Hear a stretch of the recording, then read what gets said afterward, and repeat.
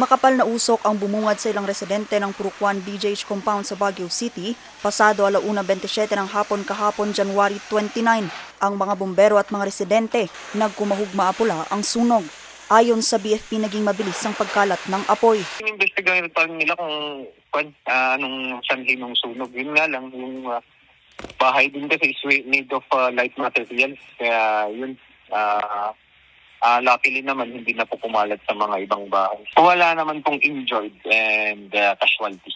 2 bahay ang natupok ng apoy at 7 pamilya o 27 individual ang nawalan ng tirahan. Sa investigasyon ng BFP, aabot sa 126,000 pesos ang iniwang pinsala ng sunog at napula ito pasado 2:00 ng hapon. Yun nga, umabot ito ng first alarm. And na-fire out po natin at around 14:29. Ito na ang ikatlong insidente ng sunog sa lungsod ngayong taon.